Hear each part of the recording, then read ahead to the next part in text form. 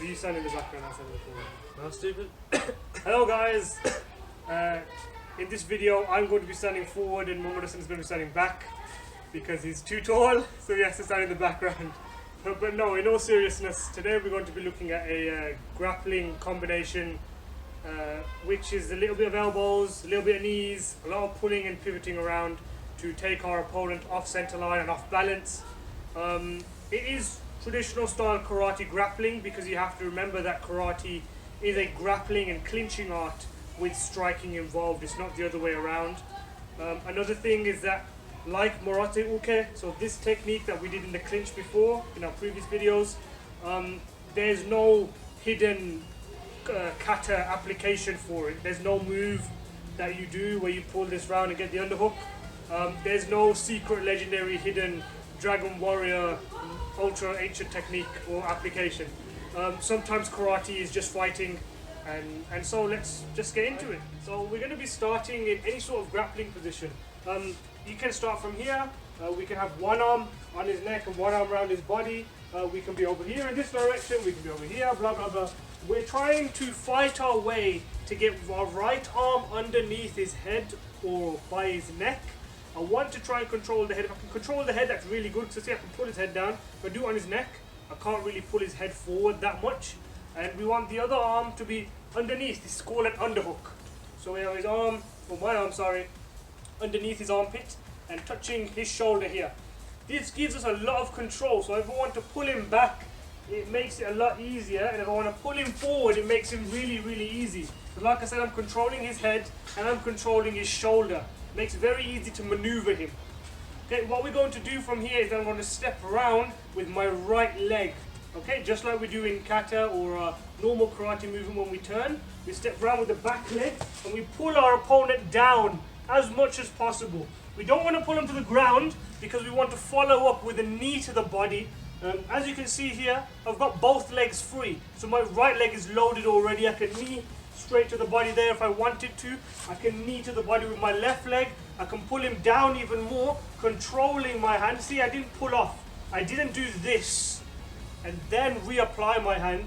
I did this. I sifted my hand all the way through his hair, then put my hand on his head, and then I can knee him straight to the face there. But now I can take my hand off. I can stand him up a little bit by pulling his shoulder. Then I can cover and then strike straight with an elbow, cutting down. I can strike with an up elbow if I want to. Don't really want to strike with a down elbow because it can slide off his face. I want to cut his face upwards rather than slide down, and I might accidentally clip him in the head, which is going to hurt my elbow. So we don't want that. One more time. So we're fighting for any sort of position for now, and we want to get to here. Once I've got here, I step round with my right leg. Round and back. Have this hand control. Knee to the body, knee to the head, pull back, elbow, elbow up. I can carry on, I can control here even more. Okay, if I want to pull him to the ground, I can, but that's not the focus of this technique. One more time.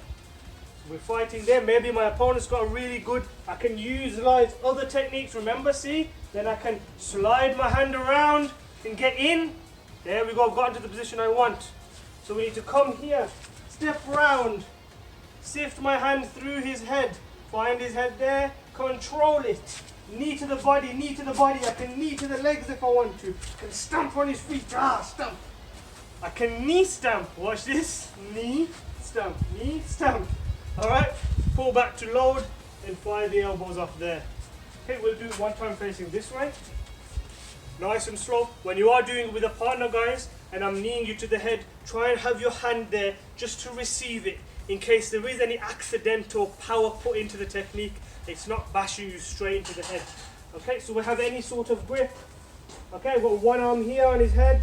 I've got the other arm on the underhook. I pull him round by stepping with the right leg. I pull him down. Remember to pull him down. If I keep him upright, he's still in a fighting position because he can rearrange his legs. Okay, then we're back to square one. Alright, so come down this way. I want to step round with my back leg. Okay, now I can knee him to the body, knee him to the leg, stamp on his feet, control there. I've got a different grip now. still controlling here. If you want to grab his hair, because we're not doing a combat sport application, if you want to grab his hair, you can. You can punch him straight in the head, or you can control here, elbow here, step aside, elbow there, whatever you want. The most important thing is having that hand controlling the head and having that arm controlling the shoulder. Okay guys, there was a bit more of a dynamic karate grappling combination for you to practice. I would love if parents, guardians, friends, brothers and sisters could get involved with this kind of thing. You don't have to have the elbows or the knees involved, but try it. It's a lot of fun, and it will always help you with your karate training. If you have any questions, feel free to let me know.